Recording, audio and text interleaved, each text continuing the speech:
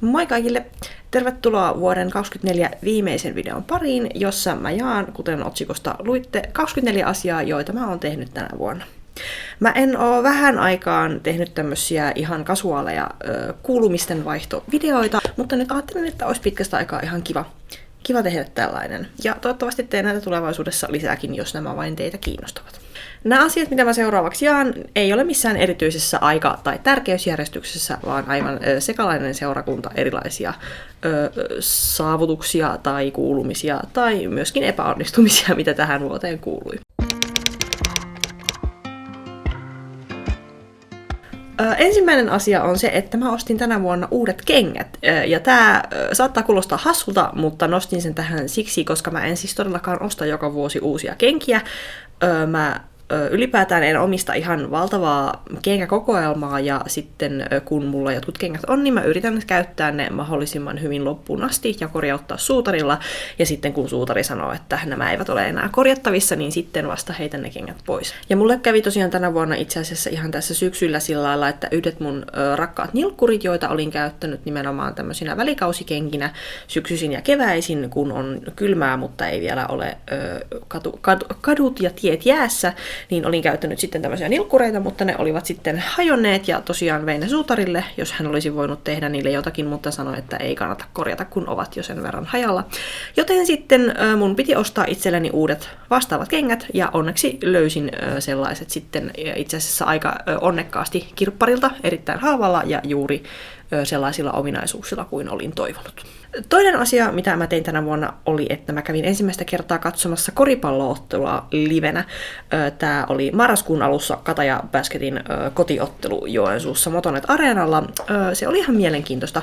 Mä en ole mikään koripallon fani tai säännöllinen seuraaja.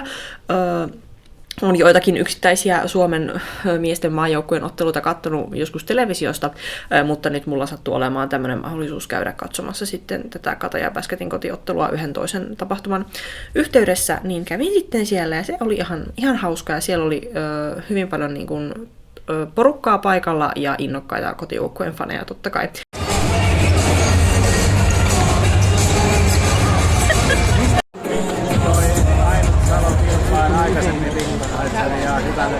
Hyvälle pelaajalle siellä.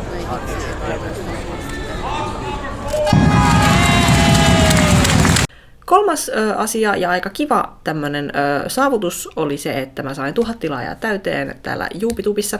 Mä alkuvuodesta julkaisinkin semmoisen videon, jossa mä tästä tilaajamäärän kasvusta ja kanavan tämmöisistä metatason asioista vähän kerroinkin. Ja siinä sitten ounastelin, että milloinkohan se 1000 tilaajaa tulisi täyteen, ja se tuli täyteen jossakin tossa. Olikohan se kevättä vai kesää, mutta kuitenkin tämän vuoden puolella. Ja itse asiassa tällä hetkellä, kun tätä kuvaan, niin kanavan tilaajamäärä on jo yli 1300 ihmistä. Ensi vuonna toivottavasti pääsen ainakin 1500, ehkä jopa se 2000 olisi kiva saada. Mutta se riippuu monesta asiasta. Viime aikoina musta tuntuu, että algoritmi on välillä suosinut ja välillä ollut suosimatta minua, että välillä katsojaluvut ja katsojamäärät kanavalla on ollut ihan korkeita, ja nyt tällä hetkellä taas eletään semmoista aikaa, että ne on hyvin matalia, joten mä en oikein tiedä, että miten ensi vuosi sitten lähtee käyntiin. Mutta seuraamme tilannetta. Neljäs asia, mitä tein tänä vuonna, oli, että mä polin elämäni pisimmän pyörälenkin kesällä. Se oli suurin piirtein 40 kilsaa, jos oikein muistan. Siis se oli haastavaa, ja varsinkin se istumisen määrä sitten aiheutti ikäviä tuntemuksia. Mutta ensi kesänä mä haluaisin itse asiassa tehdä useampia tommosia ihan niin kuin reilun mittaisia, useamman 10 kilometrin pyörälenkkejä, ja sitten mahdollisesti kuvata niistä videoita tälle kanavalle. Joten odottakaapa sitä. 5. asia, mitä mä tein, oli, että mä tein tämmöisen pienen muutaman päivän reissun Porvooseen ystäväporukan kanssa tässä joulukuun alussa. Meillä on kaveriporukalla ollut jo muutamana vuonna tapana tehdä tämmöinen yleensä itsenäisyyspäivän aikaan sijoittuva reissu jonnekin päin Suomea tai Lähi-Eurooppaa ja fiilistellä niin kuin joulua, käydä paikallisilla joulutoreilla ja tämmöistä, joten teimme tänä vuonna matkan Porvooseen. Ja se oli oikein kiva. Sieltä jos haluatte nähdä kuvia, niin mun Instagramissa löytyy paljon matskua. 6. asia, mitä mä tein, että mä kävin yön yli työmatkalla Jyväskylässä huhtikuussa. Ja 7. asiana ihan samalla viikolla mä tein toisen reissun Ouluun, jossa mä juhlin mun ystävän 30-vuotiaita. Nämä molemmat reissut itse asiassa tallentu tämmöiselle vlogille, minkä mä tein huhtikuun ajalta. Se julkaistiin mun kanavalla toukokuussa, jos oikein muistan, niin käykää sieltä katsomassa tarkempia fiiliksiä. Mutta se oli tosiaan tämmöinen tiivis reissuviikko siellä huhtikuun puolessa välissä. Reissaaminen on aina hauskaa ja matkustelu sinne sun tänne, mutta se on myöskin välillä hieman rasittavaa, joten se oli tiukka viikko. 8. asia, mitä mä tein tänä vuonna, oli se, että mä melko pitkän tauon jälkeen jatkoin japanin kielen opiskelua ihan tavoitteellisesti. Mä oon siis japania opiskellut hyvin sillain niin kuin, en mitenkään säännöllisesti, että mä aloitin kevyesti, niin kuin vähän ennen sitä, kun mä lähdin 2016 syksyllä Japaniin vaihtoon. Siellä toki opiskelin hyvinkin tavoitteellisesti ja intensiivisesti, koska se kuului siihen mun vaihto-ohjelmaan, mutta sitten sen mun vaihtosyksyn jälkeen mun opiskelu on ollut hyvin semmoista satunnaista ja yleensä kertaavaa, koska toki mä osan asioista ehdin sitten aina unohtaa, kun elämä tulee väliin ja tulee kaiken maailman taukoja tähän kielten opiskeluun. Mutta sitten tänä vuonna tuossa loppukesästä sain taas inspiraation, että nyt voisi taas alkaa, ja olen siis edelleenkin siinä muodissa, että kertaan vanhaa asiaa, mutta toivottavasti jossakin vaiheessa pääsee sitten uusien asioiden kimppuun. Ja se, että miksi nyt aloitin sen, on se, että mä tavoittelen ja haaveilen siitä, että pääsisin 26 vuonna, kun tästä mun Japanin vaihtoreissusta tulee 10 vuotta, niin pääsisin taas uudestaan sinne matkustamaan tällä kertaa ihan turistina lomamatkalle, joten sitä varten sitten treenaan.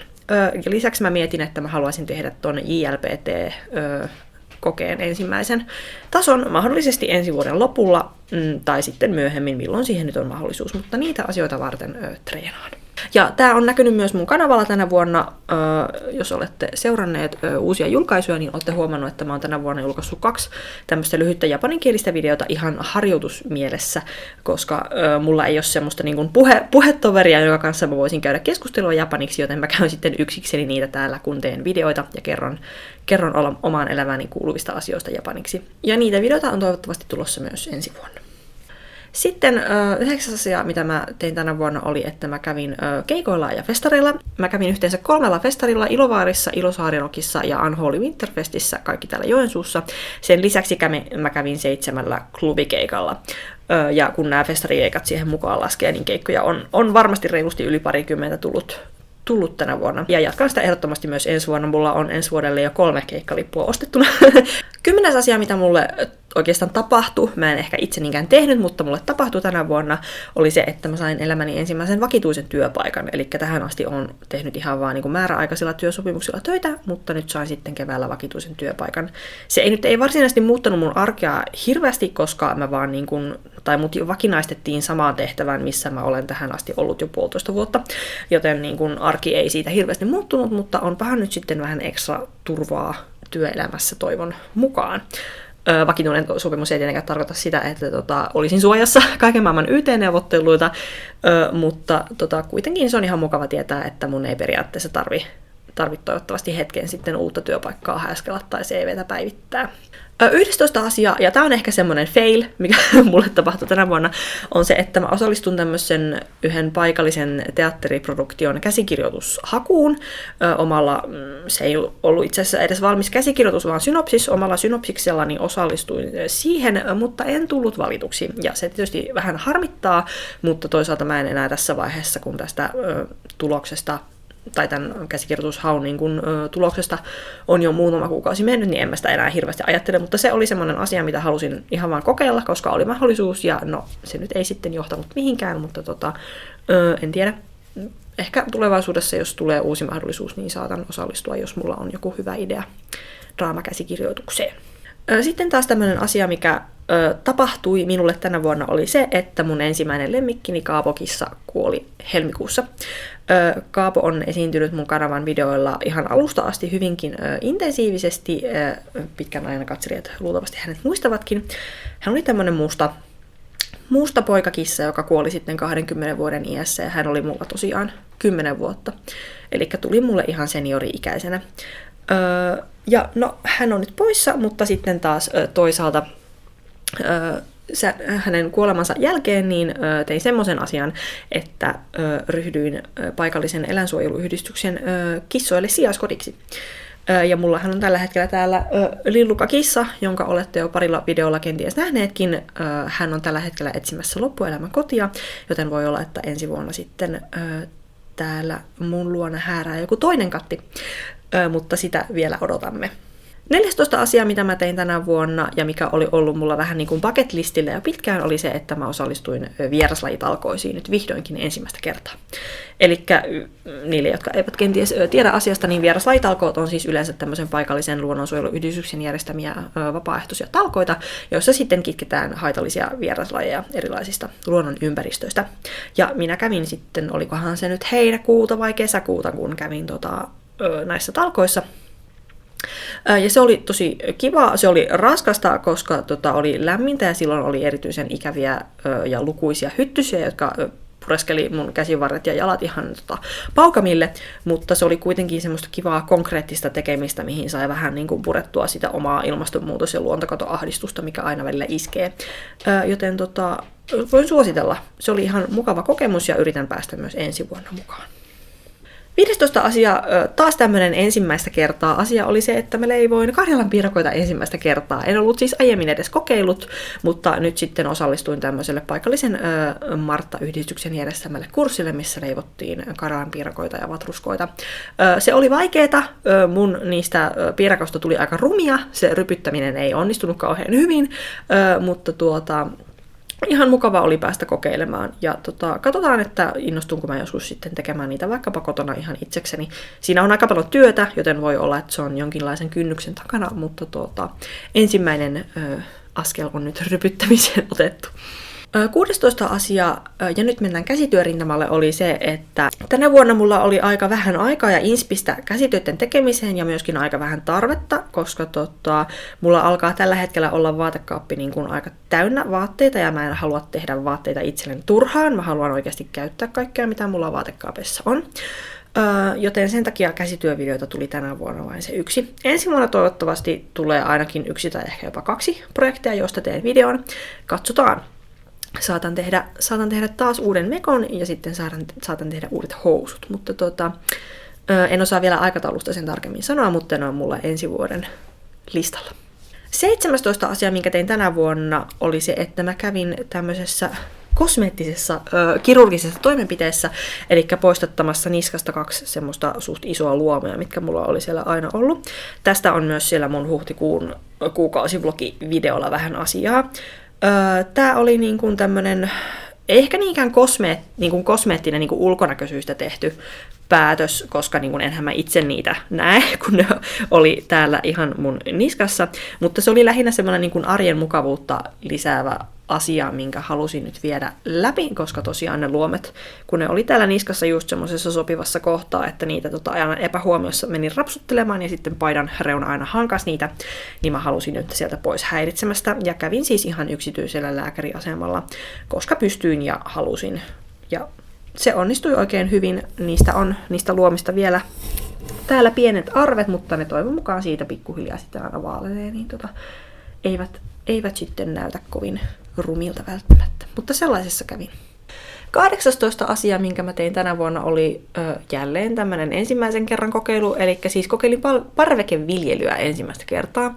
Mä laitoin tonne ulos ruohosipulia, paria erilaista salaattia sekä chiliä.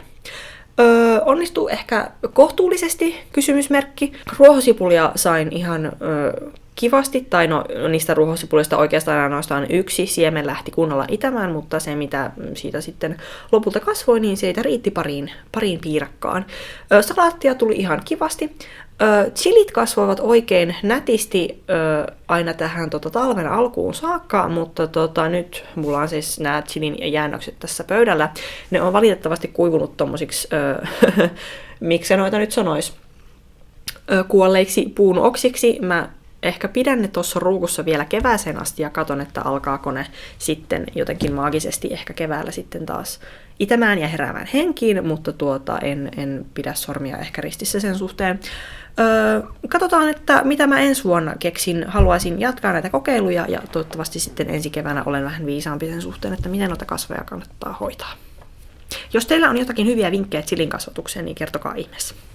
19. asia, nyt aletaan jo lähestyä loppua, mutta 19. asia, minkä tein tänä vuonna, oli se, että mä hankin kotiin uudet pimennysverhot edellisten tilalle, eli käytin vähän enemmän rahaa tämmöiseen sisustusprojektiin. Mun on tosiaan vaikea nukkua, jos on yhtään valosaa, ja sen takia mä oon nyt monia vuosia käyttänyt pimennysverhoja, mutta sitten kun mä tuossa reilu vuosi sitten muutin tähän uuteen kämppään, niin ne mun edelliset pimennysverhot ei oikein sitten sopinutkaan tänne. Täällä on vähän korkeampi tää sisäkatto, joten ne ei ihan blokannut kaikkia noita ikkunasta tulevia valonsäteitä, joten ajattelin sitten, että ostan nyt sitten omalla rahallani ja suhteellisen isolla rahalla uudet, hyvät, hienot pimennysverhot.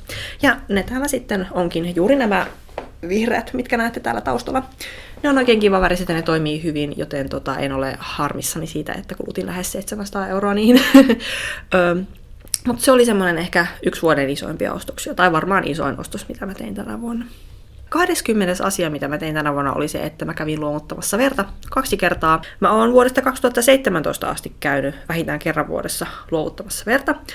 Ideaalihan olisi se 3 kertaa vuodessa, eli se maksimi sallittu määrä naisille, eli 4 kuukauden välein, mutta sitten kun aina elämä tulee väliin ja tulee sairastumisia ynnä muuta, mikä sitten aina estää sen veren luovutukseen osallistumisen, niin sitten se on yleensä 1 tai 2 kertaa vuodessa, kun mä oikeasti pääsen luovuttamaan verta.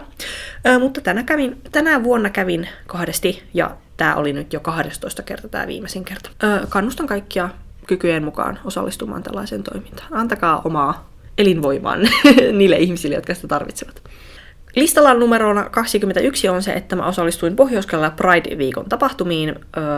Tää ei ole mitenkään harvinaista, mä oon aika monena vuonna niihin osallistunut, mutta tänä vuonna osallistuin sitten vähän enemmän kuin mitä esimerkiksi viime vuonna, eli mä kävin elokuvanäytöksessä, mä osallistuin tähän Pride-paraatiin, yhdelle luennolle sekä sitten tähän tai tämmöisiin niin kuin päättäjäisbileisiin, mitkä oli oikein hauskat. Osallistuin päättäjäisbileisiin yksin, mutta oli silti tosi kiva käydä pitkästä aikaa ihan klubilla tanssimassa. 22. asia tänä vuonna on se, että mä kävin paljon elokuvissa. Mä kävin elokuvissa 25 kertaa ja tulossa on vielä ainakin 1 kerta tänä vuonna. Kun mä siis tätä videota nyt nauhoitan, niin vuotta on vielä noin 10 päivää jäljellä, niin tässä ehtii oikein kivasti. Mä olen ensi viikolla Tapanin päivänä menossa katsomaan Gladiatori 2. Joten yhteensä 26 kertaa vähintään tulen käymään tänä vuonna elokuvissa. Suosikkeja mun teatterissa näkemistä leffoista tänä vuonna on esimerkiksi The Holdovers, minkä mä näin ihan tämän vuoden alkupäivinä. Se tuli ehkä jo viime vuoden puolella, mutta mä näin sen tämän vuoden puolella. Se oli oikein kiva. Alkuvuodesta Poor Things, todella kiva. Loppuvuodesta Anora, tykkäsin. Ja sitten kotimaisista leffoista alkuvuodesta näkemäni 4 pientä aikuista ja nyt ihan tässä viimeisimpinä viikkoina näkemäni Jälkeemme vedenpaisumus. Ne oli mun suosikkeja. Mutta siis tosi paljon hyviä leffoja tänä vuonna. Ja mulla oli oikeastaan vähän ongelmaa tässä loppusyksystä, koska oli niin paljon hyviä leffoja, mitä tuli ensi-iltaan. Lisäksi täällä Joensuussa järjestetään aina marraskuun lopussa dokumenttielokuvafestivaali. Siellä kävin 3 kertaa, joten oli vähän aikataulutuksen suhteen vaikeaa, että milloin mä ehdin käydä katsomassa kaikki ne leffat, mitä mä haluan käydä katsomassa. 23. asia. Tämä on ehkä vähän tämmöinen tylsä aikuisten asia, mutta halusin kuitenkin nostaa sen tähän, koska se on mun mielestä oikein kiva asia, on se, että mä ostin tämmöistä kotisiivouspalvelua ensi kertaa ihan säännöllisesti. Eli mulla käy siis täällä tällä hetkellä joka 2. kuukausi siivoamassa mun kotia. Ja tää ihan siis siitä syystä, että kun mulla nyt rahatilanne sallii sen, että mä voin ostaa tämmöistä palvelua säännöllisesti. Ja lisäksi se, että mä en tykkää siivoamisesta niin paljon, että sitä ihan vapaaehtoisesti aina haluaisin tehdä. Varsinkin joku lattioiden peseminen ja kylppärin seinien kuuraaminen on aika ärsyttävää, joten mä erittäin mielelläni ulkoistan sen muille ihmisille, ammattilaisille, jotka tekevät sen todennäköisesti paremmin ja nopeammin kuin minä. Ja minä saan sitten rauhassa täällä vain köllötellä sohvalla puhtaassa kodissa, kun joku on käynyt siivoamassa minun puolestani. Mutta siis voin suositella, että jos vaan on rahaa ja mahdollisuutta, niin hyödyntää tämmöisiä kotisiivouspalveluja. Että jotenkin mua ärsyttää se, ajattelutapa, mitä joillain ihmisillä tuntuu kotisiivouksen suhteen olevan, että itse pitää tehdä, että se on jotenkin häpeällistä, että jos ei niin kuin itse pidä omaa kotiaan puhtaana. Mun mielestä se on vähän omituinen tapa ajatella. Ei kaikkea välttämättä tarvitse tehdä itse, varsinkaan jos ei nimenomaisesti halua, vaan asioita voi ulkoistaa, jos rahatilanne sen sallii. Viimeinen asia, minkä halusin nostaa tälle tämän vuoden tekemisten listalle, oli siis, että mä pelasin tänä vuonna selkeästi enemmän videopelejä kuin mitä pitkään aikaan. Tässä on taustalla ihan se asia, että mä vielä viime vuoden puolella pelasin tosi tiiviisti yhtä semmoista mobiilipeliä, mikä niin kun vei tosi paljon mun aikaa, ja mä sitten päätin sen, että mä lopetan sen, koska se oli niin kun ihan turha aikasyöppö ja addiktoiva, ja se ei oikeastaan ollut enää kivaa. Ja sitten kun mä tämän mobiilipelin pelaamisen lopetin, niin mä totesin, että mulla on nyt oikeasti aikaa pelata semmosia pelejä, jotka niin kun ei ole aikaan sidottuja, eli mä voin aloittaa ja lopettaa jonkun pelisession ihan silloin, kun mä itse haluan, eikä mitään tämmöistä niin kuin, tavallaan, niin kuin, että tänä päivänä sinun pitää päästä keräämään nämä asiat tässä pelissä, koska muuten se tilaisuus menee ohi. Ei mitään semmoista. Joten sen takia mä tänä vuonna pelasin tämmöisiä vanhoja kunnon videopelejä enemmän. Sims 1, Sims 2, Sly 1, 2, 3, Ratchet & Clank-pelejä. Lisäksi mä ehkä vähän myöhäisherännäisenä, mutta kuitenkin loin itselleni ensimmäistä kertaa Steam-tilin, ja sen kautta olen pelannut sitten ensin Heaven's Vaultia, nyt sitten myös Stardew Valleyä, ja ihan viimeisimpänä mä ostin itselleni siellä Hades-pelin, jota mä toivottavasti pääsen vielä tänä vuonna pelaamaan. Mutta joo, jos haluatte löytää mut Steamissa, niin siellä mä olen at Heidi Elisa Plays Games. Joo, musta on tullut tämmönen videopeli-ihminen nyt ehkä viime aikoina. Siinä oli 24 asiaa, mitä mä tein tänä vuonna. Mä tein tänä vuonna myös paljon muita asioita, mutta nämä tuntui semmoisilta, niin mitä kannattaa nostaa tähän videon esille. Mitä kaikkia asioita sä oot tehnyt tänä vuonna? Kerro kommenteissa, olisi kiva kuulla, mitä teille oikein kuuluu siellä ruudun toisella puolella.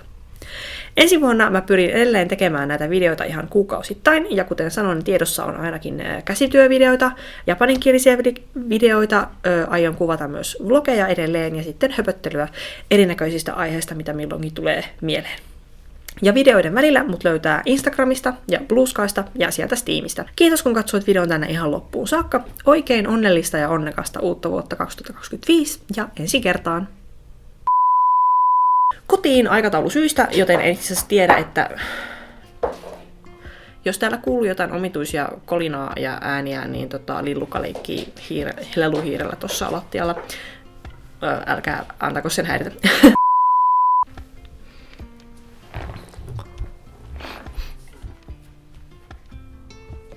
Lillukka, sä oot mun mikin edessä.